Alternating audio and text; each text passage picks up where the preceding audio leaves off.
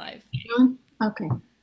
Okay, so we're going live here. I have you on the phone and we have our viewer live. So welcome everyone to Talk Time. I have Dr. Kristin Neff here with me on the line, and we've just been having some technical problems. So I'm also have her on the phone. Well, I'm going to give her a chance to talk and see if you guys, if it's between me and her, or if it's also between you and her. So, Kristin, why don't you say something? Let's see if our listeners can hear you, and then we'll watch the chat box. Let us know if you can hear. Okay. Well, can you hear me now, or just through the phone? Just through the phone.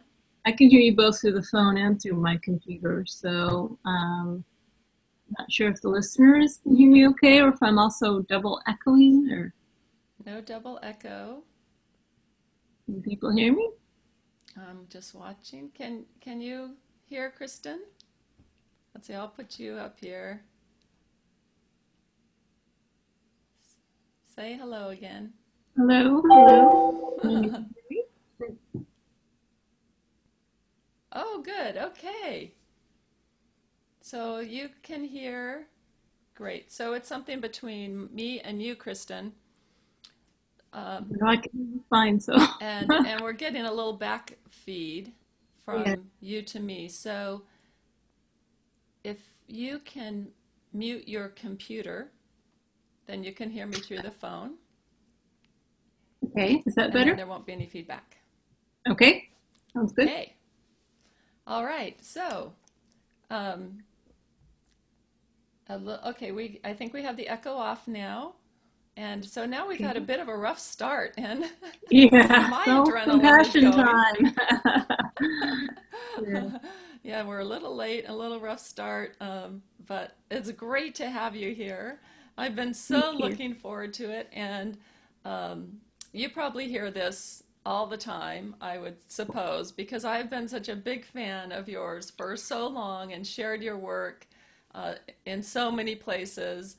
And I've just loved following your career and watching things happen with your website Thank you. changes and the movie on the family, and watching the horse boy and following the horse boy on Facebook. And it's just been so fantastic to now finally get to share Oh, more of your message in a much more direct way. yeah, wonderful. Thank you so much. So I think folks know a bit about you, that are there you're on break now, but they're at the University of Texas in Austin, and that Right. you really originated the research on self-compassion, which is now just well known across the field. That you're also doing guest lectures and keynotes and things around the world. You've authored the book along with the research, and now you have an 8-week program as well, teaching self-compassion skills. It's showing some good. I think you have some results you can even talk about now. Yeah, we have research, but it's really, really taking off. Yeah. Yeah. And then the final thing that I'll just say in the way of overview is how you're cultivating self-compassion into the clinical world, into working with trauma survivors specifically, and some other very specific sort of audiences. So, Mm. well, welcome. Thank you. Thank you. Yes. It's been an exciting life recently, for sure. Yeah, you've had some really big things happening. What would you Yeah. like to say about where you are now? What you're working on? Yeah, well, for me, probably the biggest emphasis is getting this training program for other people to teach our mindful self-compassion program. So my colleague Chris Germer and I, who co-developed it, we've been working on it for about 5 years. We keep on refining and refining. And about last year, we started training others to teach the program, and we had this whole training operation on board, and we're going around the world and teaching people to bring it to their communities. And that's probably the most research as well. So yeah, but I teach self-compassion a lot. That's really where my passion is mainly these days, teaching people how to do it, not just not just convincing people that it works. I think that bit's kind of done now. So Yeah, it's so prevalent in the field now that we really know that self-compassion is hugely important, but some people may not be yeah. quite as familiar with the impact that you've been able to show that it has on mental health. Yeah. Well, I mean, really, just to sum up, it seems like it's one of the most powerful strengths and ways of resilient coping that we have available to us. I mean, study after study shows that just for an example, the recent study came out looking at vets coming back from Iraq and Afghanistan, and they found that vets' level of self-compassion was more predictive of whether or not they develop PTSD than level of combat exposure, right? So oftentimes people think self-compassion is weak or wimpy, but quite the opposite. It's an incredible strength that helps you cope with things like, like combat. I just published a study with autism parents, and similarly, the level of self-compassion was more predictive of how much stress they were experiencing than the severity of their children's autism.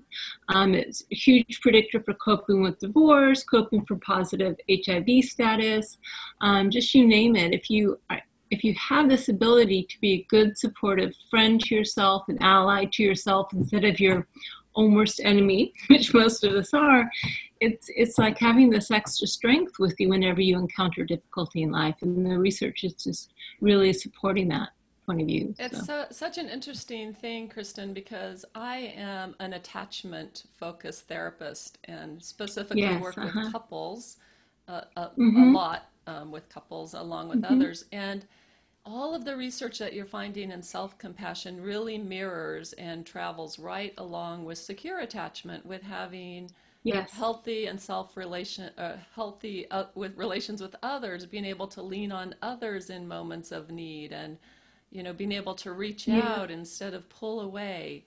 And so it's really interesting that this relationship with self really is finding such similar resilience. And I wonder how you think about that. There's a lot of overlap. I would just say that actually probably the effect sizes are even larger for self-compassion than secure attachment with others. I mean, they're both really hugely important, but I think you might even call it self-secure attachment. I don't think that would be necessary. It'd be a little bit of a stretch, but you could get away with it, because you are always with yourself at all times, right? Maybe you have a secure relationship with your partner or your parent, but they aren't always there. And it also varies across relationships. But your relationship with yourself is the one you carry, everywhere you go 24/7. So it feels like having that sense of support, that you could rely on yourself, the same dimensions of warmth, emotional responsiveness, are exactly the same for self-compassion. And they probably are tapping into the same physiological system. I think, there's a lot of theorizing. The research isn't quite there yet to prove it. But certainly someone like Paul Gilbert, who also studies self-compassion, argues that when we give ourselves compassion, we're tapping into the attachment and caregiving system, right? So in a way, our bodies don't really know the difference if it's self or other. So when we soothe ourselves, when we comfort ourselves, when we give ourselves support, we tap into the caregiving system, oxytocin, opiates, etc. And when we attack ourselves and we criticize ourselves, just as if a lion were attacking or criticizing us, or a parent or whomever, we also react the same way with cortisol. Amygdala gets triggered. So I think it's not an accident that there's so much overlap. Yeah, that's really interesting to think about.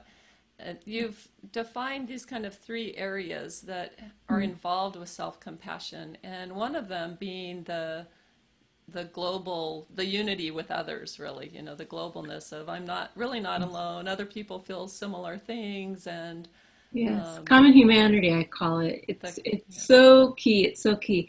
And in fact, if you didn't recognize the common humanity element of our own imperfection, could easily slip into self-pity, right? I might feel sorry for myself or feel badly for myself and say, woe is me. But woe is me is self-pity. Self-compassion is just acknowledging, hey, everyone's imperfect, everyone struggles, it's not just me. I'm not unusually bad, but I'm not unusually good. I'm just kind of trudging along like everyone else. And but the funny thing is even though most of us can recognize that logically, that everyone is imperfect and everyone has an imperfect life, in fact, illogically, kind of at the irrational emotional level, when people fail or they make a mistake or they get dumped, something like that happens, there's a sense that something has gone wrong, right? Something has gone wrong. This is not supposed to be happening. This is abnormal, right? As if baseline is everything's going perfectly. And when things aren't going perfectly, something has gone wrong. It's abnormal, which creates this really strong sense of isolation. Everyone else is, again, it's not logical, but emotionally, everyone else is living this perfectly happy, normal life, and it's just me who's failed miserably. And so that really is so damaging to most people when they fall into that illusion, because, of course, it's not true, and it makes you feel alone when, in fact, you aren't. Yes, I guess the logic of that is I really like Jim Cohen's social baseline theory, that neurologically we're set up to assume supportive others, to assume safe attachment, and so then when we face rejection or we face something that's unexpected in the way of how we should be treated by others, that it is a very isolating experience, especially so many of us growing up with the idea that we're supposed to be independent and don't have, kind of along with our biology, this sense that we really do need and count on this relational aspect. Yeah, that's right. But I would say it happens well beyond the context of interpersonal relationships. I mean, they're probably tied at some level, but when we fail, for instance, everyone else can say, oh, it's okay, you did great, don't worry about it, and be very supportive. But if I'm a perfectionist and I fail, then it's me holding myself to that standard that I don't, live up to, and I'm going to beat myself up. Now, of course, if you dig at that enough, probably the reason I want to be perfect is because deep down I feel I'll be abandoned and rejected if I'm not. That's so, right. But it's interesting. It's even more powerful than the support we get from our friends and families at some level, because there are people. There's like a phenomenon among upper middle class teenagers with good supportive parents who send them to therapy and really care, and that the pressures in society are so high they still end up suffering from perfectionism. We can block it, right? We can block if we don't have a good relationship with self, which I think is your point. That's right. That we can block the feedback, and the culture does not set us up to kind of rely securely on others. I mean, that's the sad part. I mean, of course, it is hugely important to have secure attachment with parents and friends, but the culture, the power of it is so pervasive that, so for instance, people invest their self-esteem in the perceived approval of acquaintances, not their friends and family. Yeah. So in other words, yeah, sure, my friends and family love and support me. Of course they would. They're my friends and family. It's those other kids at school or those other people at work whose opinion I'm basing my self-worth on. And of course, I don't really know what they think of me, and they don't know me very well anyway. And so all this is filtered through media images. And, I think you might even say that the way our brains are involved, the context, social context that our brains were evolved to function in, have been wildly distorted by media, and so it's difficult. It's difficult. It becomes that filtering system becomes so difficult because our mirror neurons are working all the time while we're watching media, and we're taking in all these social things at a really unconscious level that sets us up for performance and perfectionism. And so, it does. Yeah. So you have a way to help people kind of notice when that's happening for themselves, slow it down and turn it around somehow. And do you want to be a little more specific about how you help people do that? Well, yeah, I mean, maybe just to bring up, so self-compassion more obviously is treating yourself kindly like you would treat a good friend, and remembering the common humanity element that everyone struggles, everyone is imperfect.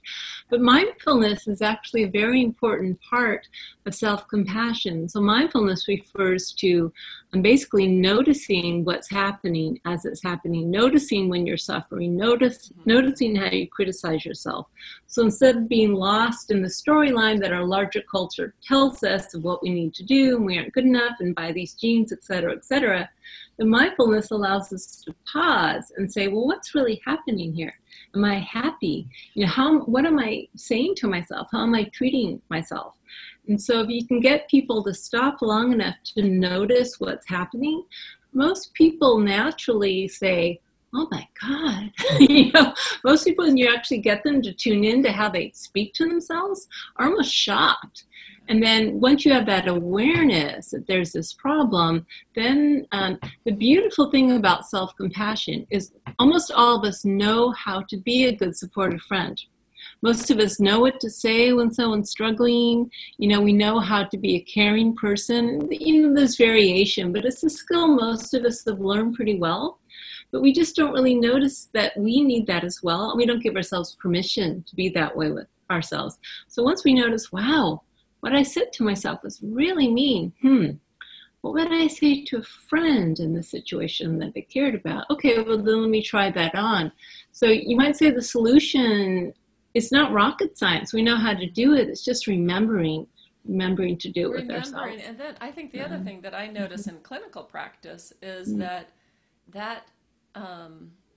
whatever overlay kind of program, like we have this natural need, we have this naturalness of being compassionate, empathic. There's something kind of human and natural about that, and especially if we have kind of a secure attachment base. But if we don't, and then we have and on top of it, we have all these cultural images. What I notice in clinical practice is that people can feel bad about, that first place of being mindful and noticing can be so triggering. Like, oh no, I'm doing that bad thing. Yeah. Well, and also especially for people with trauma histories or very insecure attachment, the whole thing can be activating, emotionally activating, because you start giving yourself unconditional love. And what comes to mind is all the times you weren't unconditionally loved, the conditions under which you were unloved. And it can be difficult at first. It can be a really stark contrast. There's actually Chris Germer, my colleague, has a term for it called backdraft, which is basically a firefighting term, meaning that if there's a fire burning behind the closed door of a house and you open the door, oxygen rushes in and flames rush out. Right? Yes. It's the same thing with self-compassion. If we've had to close our hearts our whole life to protect ourselves from the suffering we feel in there, we open up our hearts a bit and let in some compassion. And at first, some flames can rush out. But the thing is, it's a good thing. It means the healing has begun. You have to be careful. You got to be tender. You got to go slow. But the healing won't ever occur if we never open the doors of our hearts. But it can be difficult. For some people especially. That's a really nice thing to kind of warn people about when we are, like we hear all the great results that can happen from having more self-compassion. And then we try it and get that backdraft. And that's really scary. And people can judge themselves and, another thing for me to fail at and all that. So we really try to emphasize when we teach this, everyone to some degree experiences backdraft. Sometimes it's kind of minor, sometimes it can go pow. It kind of depends, but it's so normal and natural. And as soon as you help people realize this is a good sign, but be patient and go slowly. Part of being self-compassionate means not overwhelming yourself with difficult emotions. So we tell people, for instance, if you're trying to be compassionate to yourself, you may try something more powerful, like we teach exercises, let's say to put your hand on your heart or to say kind words to yourself. And if you do that and what's arising is fear or, really strong feelings of being fake or phony or negative emotions, then dump that. If you stop trying to be self-compassionate and have a cup of tea, but with the intention to do it as a kind response to the fact that you're suffering, that still counts. People have a hard time getting their head around this, but the practice is all about intention. So even if you intentionally say, whoa, it's self-compassion stuff, it's too much, then I'm going to watch some reruns on TV. right? If at first it's done as a caring response, then you're going to still water that seed, and then when you're ready, you'll be able to do something a little more powerful. So you really can't get it wrong with self-compassion as long as you're asking yourself the question, what do I need? Am I suffering in some way? And can I respond kindly? You know, you can always do that in some way or another. I've found anyway. So. That's so encouraging to really have that, help that intention be what people are paying attention to, which is the mindful aspect in the very early stages, really paying attention to that intention. And that whatever that looks like, then people are creating kind of their own systems, which in itself is self-compassionate, of how they can move into more self-compassion. That's just a lovely kind of whole different feedback loop then that begins to be created. That's right. And I would say, Chris, I'm not a clinician, but my close colleague Chris is, and he always says, especially for people with some more troubled backgrounds who have more challenges associated with the caregiving system, he always emphasizes behavioral self-compassion, right? Just do something, pet your cat, do something, some behavior that calms and soothes yourself. And that's really the kind of the safest and easiest entry point. And then you can work on things like using more kind language with yourself, but just start with something simple, some behavior, take a warm bath, something you already know, that a way to care for yourself with behaviors. And anyway, he really talks about that as being key. Right. So that kind of starts to slow things down for people and helps them have something specific. When you haven't paid attention to yourself and your feelings for a very long time, when you're used to being in performance mode or in behavioral mode. And so that actually kind of leans into what people might be more used to in the way of self-care. Yes.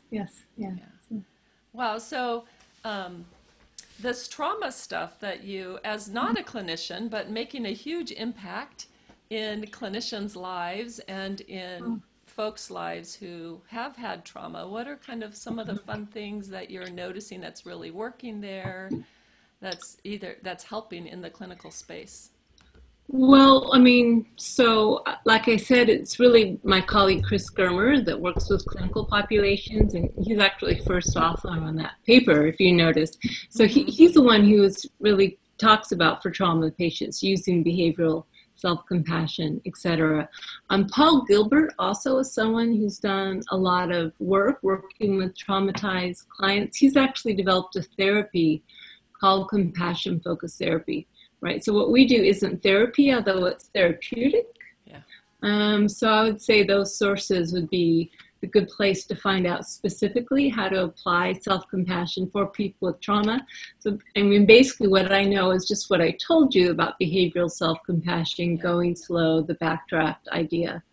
And really framing, helping set a new context by framing people up with some information and knowledge that they can go back and hold on to in those kind of dark and moments full of suffering. That's right. Yeah. I know one thing that's been helpful that Paul Gilbert talks about is for some people, it's difficult to even understand what compassion looks like if they haven't experienced it much in their lives. Yes. So he spends a lot of time helping people even understand, create a compassionate image in their mind. Right. So what would a figure look like? It may be a spiritual figure, it may be an imaginary figure, but what would a compassionate expression look like? Yeah. What would a compassionate voice sound like? What would being in the presence of a compassionate person feel like? So you kind of start by generating this image and then applying that to yourself. But, some people have just unfortunately had a little less exposure to compassionate people in their lives, so they've got to generate that understanding first before they can give it to themselves. The thing is, though, is it can be done, right? I know a lot of clinicians, I would say about 80% of the people who train to teach our program are clinicians. I've never heard anyone say they had a client who couldn't do it. It's just, it may be a little slower, it may be a little more intentional, but it's absolutely possible. And people with severe schizophrenia, all sorts of conditions, with time and patience, and again, setting that intention, it doesn't seem to be out of the reach of anyone that at least, I'm aware of. Again, I'm not a clinician, so I'm just reporting what my friends tell me. But so, you probably know from your experience, yeah, working with various clients. Yeah, we do. I think it's different in the activeness around helping people reach inward to themselves, because as you're describing kind of a system level, as I would think about it, when people who have been traumatized they need an image, they need something in their mirror neuron system that gives them an experience of compassion before they can begin to apply it to self. Yes. And so, we may start at more that really deep emotional space where people begin to have a new experience of someone being compassionate with. So then they can begin to resource themselves in some way. Right. Yeah. So we've talked about the common humanity and mindfulness, and there's a third aspect there. And then we're getting a question from the audience. And I do want to let people know, please do ask questions as they come up along the way. We can certainly field them. But there is one more area, I think, that you teach around helping. Yeah, well, so and I mentioned it briefly, but I can go into it a little more detail. So the three elements are, the first one that I guess hasn't been talked about explicitly is self-kindness versus self-judgment, right? Yes. So that's what I was referring to when I said being a warm, supportive, caring friend toward yourself, as opposed to your worst enemy, which is by harshly judging and criticizing yourself. So we do a little exercise in our program, very simple. We just ask people to think about some times where they had a friend who had failed in some way or was experiencing some hardship. What types of things do you say to your friend in such situations? What's the tone of your voice with your friend? And then you have people think about themselves when they failed or had a difficulty, and what do they say to themselves? What tone do they use? And it's vastly different, strikingly different. Everyone, you can be a long-term practicing Buddhist meditator, and they still find it's different, right? So really, so self-compassion is treating yourself with the same kindness you'd show to a good friend. Combined with realizing that this is a shared human experience, it's not just me, it's all of us. And then the mindfulness, which kind of keeps everything in balance, so we don't get lost in any dramatic storyline. Yeah, so those three pieces are all necessary. Yeah. That the balance becomes so important if you're connecting to self, to others, the common humanity, and then you're being intentional in the moment. Yes. But then you're not going to become self-pitiful or self-absorbed or selfish, which I think people get worried about. People have so many fears. Luckily, they've all been disproved by research at this point. Probably the biggest fear people have is that it will undermine your motivation, that self-criticism actually helps us be motivated. And if we're kind to ourselves, we'll just lose all our drive. Well, so many of us grew up in guilt and shame motivated systems, right? So it does work to some extent, otherwise you wouldn't do it, but there are powerful costs to it, which is that typically we start becoming afraid of failure because we know if we fail, we'll slam ourselves with criticism and guilt and shame. So then we stop trying as hard because we're afraid of failure. We get anxious, so we underperform, right? A lot of really negative consequences. And so there's a lot of research now showing that if you're kind to yourself, if you motivate yourself because you care and you want to reach your goals because you want to thrive and be happy, not because you'll be inadequate and worthless if you don't, that the biggest gifts it gives you is you're less afraid of failure. And if you're less afraid of failure, you're more likely to try. Research shows if you do fail, you're more likely to pick yourself up and try again. You're more likely to keep on trying to persist after failure. You don't undermine your self-confidence with constant self-criticism. If you think about it, maybe a coach you had in high school, there was the one coach who said, "Oh, you're a failure. What a loser. You'll never amount to anything. I'm ashamed of you," that performance, right? how motivating is that? Yeah. Versus the coach who said, hey, I know you can do it. I believe in you. Yeah, you need some work. Here's some areas we can work on improving, but I know you can do it. I'm here for you. I will support you.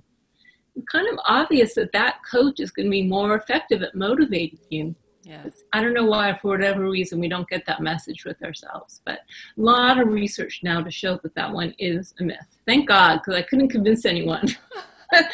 Look at the data. The data proves it. You can believe me, really. You can relax. Yeah, it's so hard when people have grown up in systems that were motivated by guilt and shame and harshness and a fight back. You know, I'm going to prove you wrong otherwise. That's right. To be I love that moving towards something that's desirable. That's very motivating, and that builds up that dopamine system in our brain. And then if we get into trouble, we fail in some way. It's not a failure. It's like feedback. It's learning. We can be calm, and we know we learn better when we're more calm and gentle. So we can see clearly where we went wrong and what would be better next time, and all of that. So that's very exciting. I love how excited you are just talking about it. It's well, the research is so great, you know, because there's like over 600 articles and dissertations now, so the literature is getting huge. Because it used to be I would talk about this and give all these really rational reasons why it's not self-indulgent, it's not selfish, it's not going to undermine your motivation. But now I can just point people to the research, right? So the thing about, is it selfish, right? We know for sure that people with more self-compassion are better relationship partners. They're less controlling, they grant more autonomy, they're more caring, they're more intimate than people who are critical of themselves, which again makes sense, because if I can meet a lot of my own needs emotionally, and if I can support myself, I'm going to have more to give to you. I'm going to have more left over to give to you. But if I'm expecting you to meet my needs exactly as I want them met, exactly when I would like them met, and I'm going to be pissed off if they aren't, you know, that's not very good for a relationship. That's so interesting the way you describe that. In couple therapy and emotionally focused therapy, we really help people look at the difference between their primary emotion and their reactive emotion. Yeah. And so when people become controlling, that's usually out of that fear-based reactivity. But when people can really get calm and intentional, or get in touch with what the real need is for comfort, for care, for that emotional drive, that those same sort of things happen. And I think we experience it both ways, both that then our self-compassion grows and our compassion for others, and that rigid expectation kind of shifts away. You know, so that now we can receive more too, because we're not so demanding in unrealistic sort of ways. It's really all about safety, you know. And again, so if you look at all the clinical theories, I mean, at some level, I think most effective clinical theories are kind of pointing to the same thing, whether it's self-compassion or EFT or any of these others. If you create a safe, warm, supportive, emotionally supportive contact, you're going to do a lot better. Yes. So this is just another way of framing our ability to help ourselves feel safe. Create that emotional safety. So let's take a question from one of our listeners, and it is a lack of self-compassion due to developmental issues, or do you think it can be in people's nature, or both? Yeah, so, you know, that nature nurture question is always a good one. I'm going to take the easy way out and say probably both. I mean, we know from the data, we know that, let's say you did grow up with an insecure attachment pattern, you didn't have secure attachment with your parents, or if your parents were very critical of you, or if they were there was a lot of fighting in the home, you know, or in a worst case scenario, there was some sort of trauma or abuse, it's definitely going to be harder for you to have self-compassion. Not impossible, but it's more challenging. There's no data I'm aware of looking at genetic variability, but the reason I think that probably is a component is because we know that human beings naturally have a negativity bias, right? And that was a very powerful survival mechanism, and women tend to be slightly more negative than men and have slightly less self-compassion than men. And I think that comes from you're carrying a baby on your body. You need to be really, really, focus on any possible danger, any negative information to help your baby survive, right? So it would seem plausible to me that some people have this stronger negativity bias, and that may lead them to be more self-critical. Again, I don't have any data to support that, but I'd be surprised if genes weren't playing some role. But I always like to reframe that for people, especially women. I think women really hate when you tell them we're more negative thinkers than men. What do you mean? But it's really, it's like, I think of your brain trying to take care of yourself. Same thing with self-criticism. Our inner criticism is a way that part of ourselves is trying to keep ourselves safe, saying, hey, there's a danger. If you don't lose that weight, maybe you'll get rejected. Or if you don't, get that raise, maybe you'll get fired and be destitute. It's not a very mature way of motivating ourselves. It's counterproductive. But it's really a way part of ourselves is trying to help ourselves, help us be safe. So what self-compassion is really saying, hey, I want you to be safe too. Let's use some more mature, productive methods of doing that. So if some people probably, their genes make it, they're a little more threat focused. Or you might say they're a little more focused on safety. Maybe it doesn't sound quite so bad. Yeah, that's right. It sounds a little bit better. And I think there is a little bit of research in John Gottman's research looking at like a prenatal period of high stress, that those babies are going to be a little more fussy, a little more temperamental. And so, during that developmental phases, we are influenced. And then the other good part of that research is kind of what you're talking about. It's also pliable. So we can, that's right. We can still change that, right? We can move into more safety, more security, more kindness. Yeah. Well, and that's why I think where wisdom comes into all of this. Really, any discussion of compassion at some level needs a discussion of wisdom. And part of what compassion is understanding the causes and conditions that have led to us being and acting the way we do. Yeah. And certainly our genetics, our family upbringing, our current cultural system, there are millions of causes and conditions that lead us to do things like criticize ourselves or feel inadequate. And when wisdom gives us insight into that, then we can kind of not be so caught by it and start to make these changes as you're talking about, more plasticity. So, yeah. So Lynette says that actually, let me go down to what Pat had a comment or a question that said, it's when you were describing some of the exercises, how we might help people learn or ourselves use touching or some behaviors or something that pays attention to our suffering.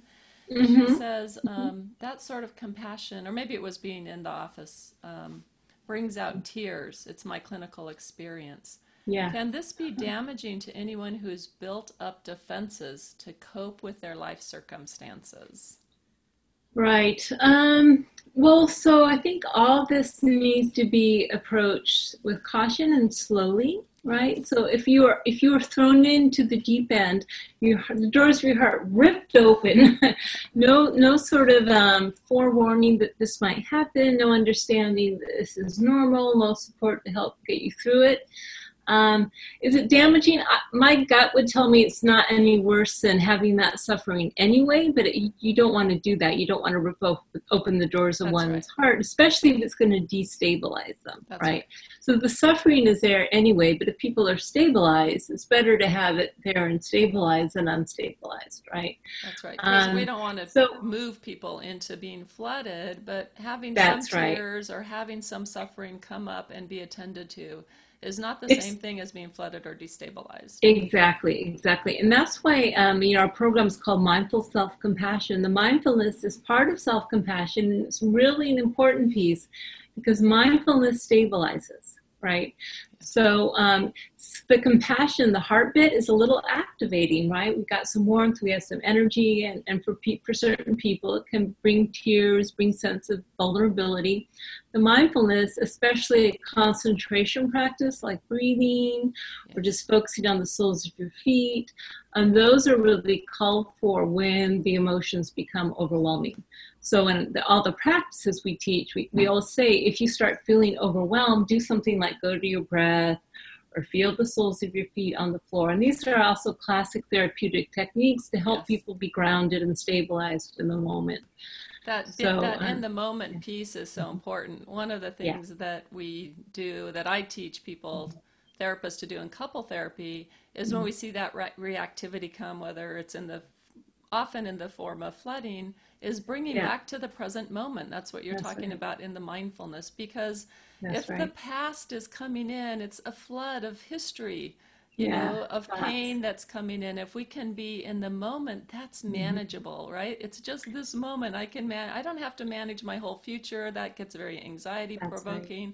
I don't have to try to heal up everything in this moment from the past. I can just be right here. So that mindfulness of being in the present moment is just such a huge stabilizer. Yeah, and also that's why, although it can be activating at first, working with emotions as a physical sensation as opposed to a storyline in the head can also be powerful. So let's say you're someone who's lost all body awareness because you've had to like tune out so you don't suffer too much from the pain. Okay, so maybe when you first start using some sort of physical touch or body awareness, it may bring in a little bit. But again, that would kind of be the next step, getting some body awareness. Oh, I see, constriction in the throat or clenching in the gut. And if you can stay with that, and then when you can learn to put a kind hand on that, that often is a little less activating than, let's say, really warm language or going into the storyline of what's happening. So, all this has to be done skillfully, put it this way. And that's why I think, and again, I feel almost, I don't feel like a fraud, but I'm not a clinician, right? So a lot of the people I teach this to are clinicians, and I think it does take a skilled clinician to know how to work with particular people. Everyone's different. Everyone has a different history. Different things work differently for different people. So I certainly wouldn't presume to say this is how you do it with a client. But I just know that most clinicians who learn about self-compassion, and you have to learn it for yourself first. You can't just like learn it saying, I'm going to throw this at my clients. You have to model it. You have to know it. You have to know it works for yourself. And then you can start teaching it to others. And people seem to be able to figure out how to apply it in the most effective way, from what I've seen anyway. So that's really lovely. I want to respond to your, that little feeling of embarrassment about being a fraud or something, because you are right on clinically around that.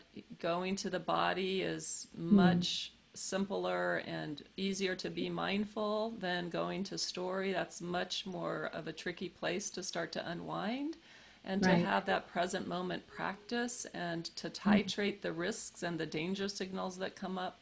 Those are all embedded within the balance that you're teaching self-compassion about. Yeah, well, and I know that just because all my co-teachers are clinicians. I get people writing, will you help me with this problem? And you should really find a good therapist because I'm a researcher. That's right. Well, you are a practitioner, a practitioner first before you're a researcher, right? Yeah, I mean, actually, that's how you started. No, for me, the research is to kind of research what I already knew experientially, right? So for me, it comes from, Buddhist meditation practice. I think it's not just a Buddhist thing. You can find it in a lot of different traditions or philosophies. But for me, it came from seeing how the practice of self-compassion radically transformed my life. And then the research was secondary. But I'm not a clinician. Well, we're talking about the human. That's my little caveat. So we hear that very well, and I am, and I'll watch out with you. All right. So Lynette has a question. She says, and maybe also a clinical question, I haven't read it through yet. I can imagine that when we're working with individuals who are extremely negative in their self-judgment, and have self-critical thought processes going on, that they may often ask, why do I deserve this? Is this a Yes. common question or theme that arises, and do you have tips on addressing that? Yeah, and not just with people who are, clinical clients or patients. It's a common question, why do I deserve it?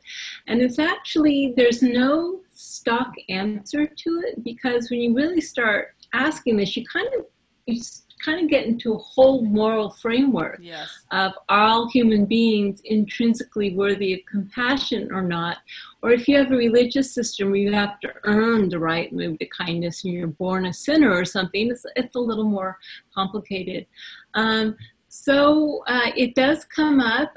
When I deal with it, I don't try to convince people, here are reasons A, B, and C why actually you are worthy of compassion.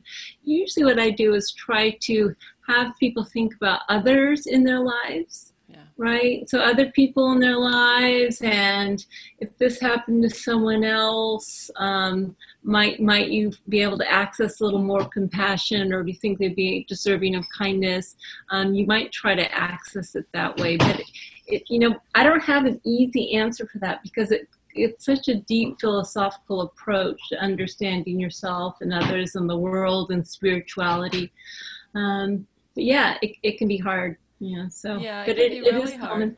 It's common. I hear it all the time, and I guess you're hearing it in the research. And certainly, there's ways to help people deal with that. I think one of the things is, when that question comes up, it can be a block to the suffering that they're feeling. Because I'm feeling suffering, and then I want to think about why that is, instead of going in and attending to the suffering that the suffering actually is. Yeah, so another thing I do in that situation is I start wherever people are. So you can talk about the suffering of feeling like you don't deserve compassion. Yeah. Right? So you start wherever you are. Oh gosh, that must be painful to feel you don't deserve compassion. Can you kind of hold that with some tenderness? And that kind of, people are angry because they can't give themselves compassion because they feel they don't deserve compassion. Okay, well, that must be difficult to experience. Can you bring some kindness to that? It's like wherever people are, just starting at the outer edge of suffering, you might say, holding that with some tenderness and seeing if the whole thing can start to soften a little bit. But from my personal experience, if you try to argue people too much rationally, it doesn't work. The number one way to convey self-compassion is by embodying it. Yeah. If you embody self-compassion, and as you're talking to someone, your presence conveys compassion, conveys softness, their mirror neurons are picking up on yours. And in some ways, I think it's more of an indirect transmission that's most effective. Again, you're shaking your head, so maybe that's been your experience too. Or, Absolutely. Yeah. So that helps so much to just kind of be there, and to notice that it's progressive, right? It's developmental. The use of it is also something we kind of grow into, and the more that we can practice it, the more compassion we have for others, which helps them also to kind of accept where they are. That's right. And also for clinicians, it's really, really important. One of the things we teach, since a lot of people who take our program are clinicians, is having compassion for yourself in session. So if someone's telling you a story that's just really hard to hear, you're frustrated because, the person is still suffering, even though you tried so hard to help them. There's all sorts of things that can be difficult for the therapist. Yeah. And if your attention is only on the client and isn't on opening your heart to yourself with compassion for the struggles in session of being a clinician, if you can do that, not only will it help you, but it will also transmit itself to the client. So it's always funny, clinicians always come in and, well, how do I help this? How do I help this client? How do I use this in therapy? And I almost feel like, just do it with yourself and the rest will follow. Really, that's the number one goal, is for people to understand how to embody it, how to use it with themselves. Forget about the other person for now. And the rest will just kind of unfold, I think, anyway, as we kind of tell people, focus on yourself. As we look at the kind of the meta process of what's happening, when the therapist is in the chair and That's starting to right. get self-critical, and then they hear from you, for example, or someone that's ahead of them on the path. Maybe they also have this, I've got to do these certain things to be a capable therapist, right? As part of our education and training. And they hear Yeah. somebody say to them, actually, it's okay. Attend to how you're feeling. Put on, I think I've read or heard you use the airplane analogy, with the Yeah. Yeah. get your own oxygen before you take care That's of the right. other. And in the moment of in that therapy process, Yes. we have to be really do our own self-care to be able to be good caregivers. That's right. Yeah. And so, I'm not a clinician, but I do have a special needs son. And Yeah. so in moments when that were really difficult with him, when he's a lot better now, but when he was younger, he had that terrible, terrible tantrums. So I would really put 90% of my energy on myself.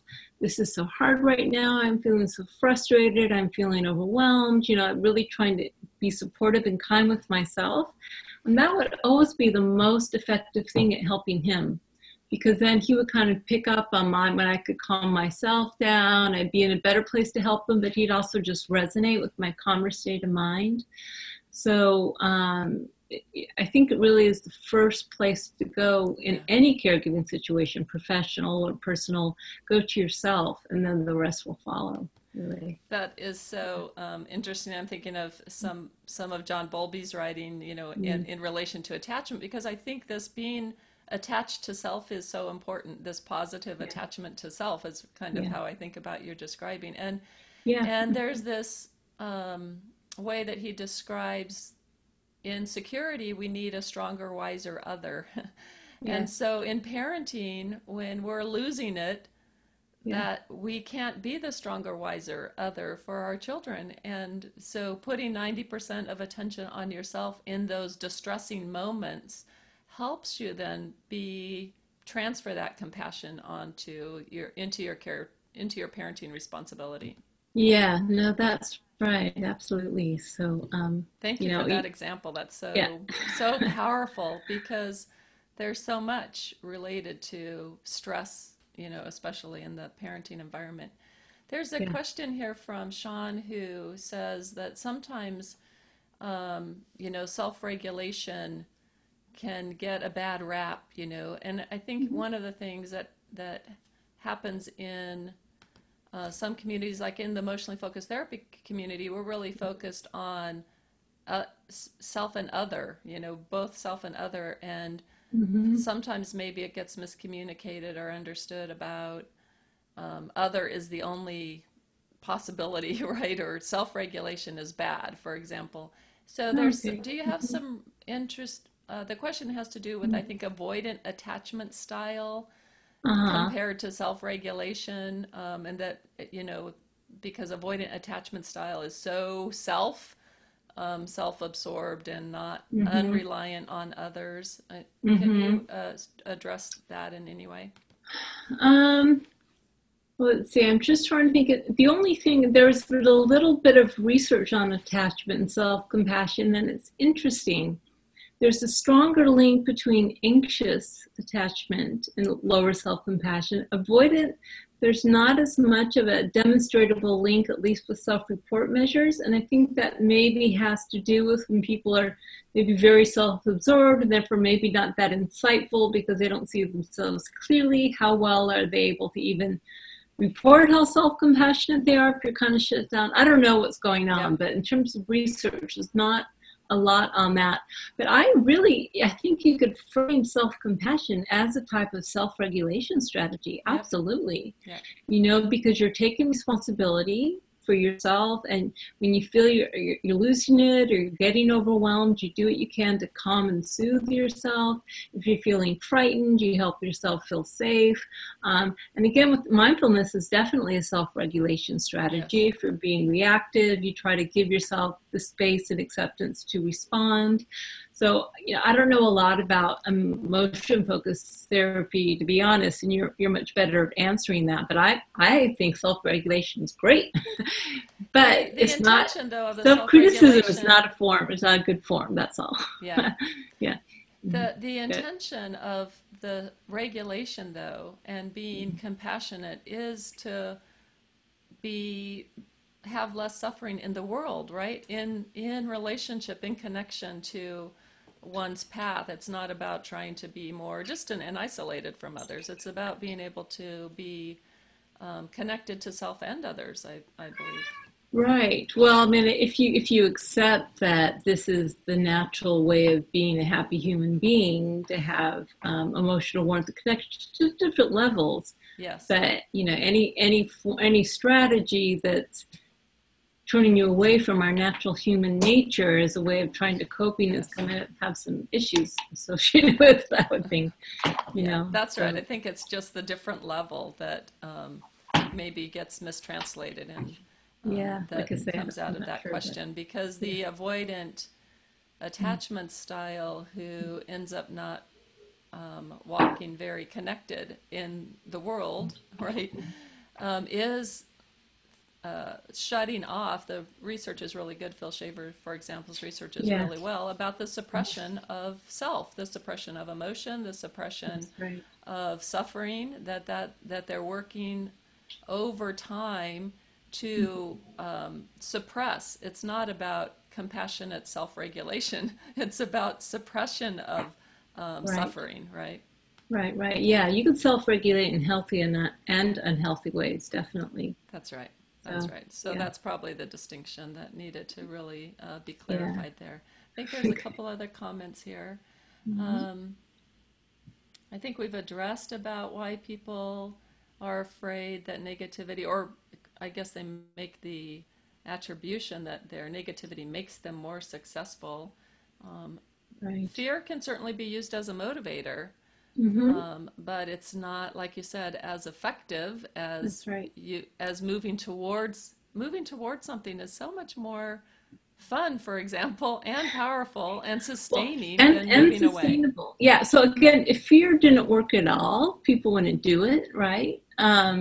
But we know there's tons of research showing, for instance, that anxiety undermines performance, right? We all know that. Test anxiety, for instance, a lot of fear, it's going to make you not perform as well.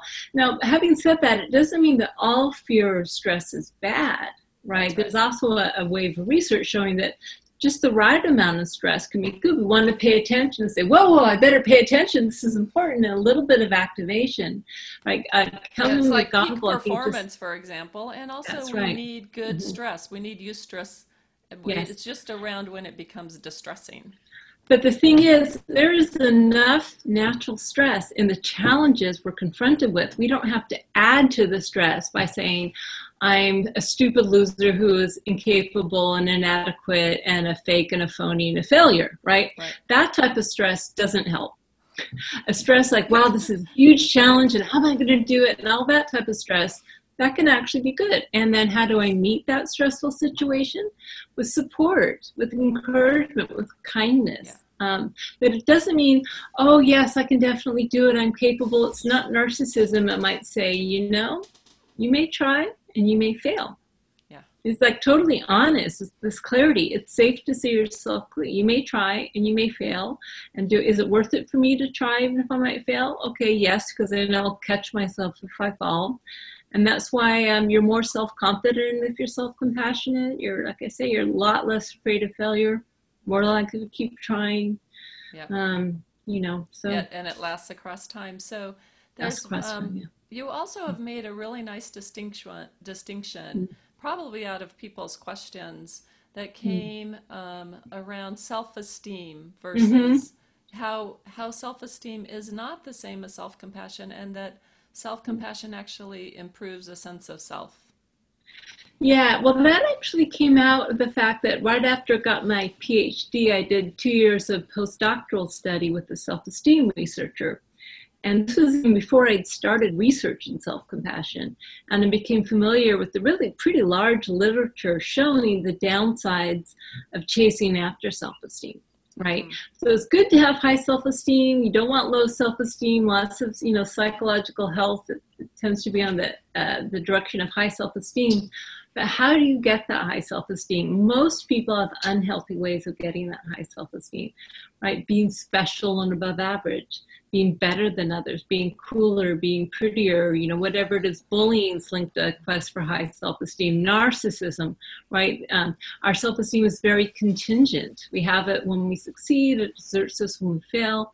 So you might say self-compassion is a way to get all the health benefits of high self-esteem, right? So less depression, less anxiety, more happiness, because you have this positive way of relating to yourself. But it's not contingent, right? It's there for you precisely when you need it most, which is when you fail, right? When self-esteem deserts you. Self-compassion steps in to say, hey, it's okay, everyone fails, it's part of the human experience, I'm still here for you, I still accept you. Radically different than self-esteem. It's also, it's not comparative. It's not saying I'm better than others, and that's why I have high self-compassion. It's saying because I'm a flawed human being like everyone else. So, and again, the research really supports that. It offers the same mental health benefits, but not the downsides of chasing after high self-esteem. So. Well, it's so fantastic. And I can see that we started a little bit late, but we still have spent a good hour at it. Yeah, we have it. Probably my son. We probably need to stop. Probably need to tend to him. So. That's right. All right. There. So, but let's, how can people find you? And you have some really cool things going on. What would you like to let people know about? Well, I would say just if they want to get more information, just Google self-compassion. My website comes up. I have like hundreds of original PDF journal articles if you want to read any of the research. I've got exercises on there. I've got the self-compassion scale that you can take yourself, or I know a lot of clinicians send their clients to my site, have them fill out the scale, and it gives scores and interpretations. It also has information on workshops I'm teaching, so that's really the best place to start, selfcompassion.org. If you Google it, it comes up. And so. It's a beautiful website, I must say. Oh, thanks. I just revamped it. I'm quite proud. It's a lot better than it did. And then you also have the training program and they can find that on the site if people They can find that, yeah. We have a separate website for that program called Center for MSC, but you can link to it from my site. Yes.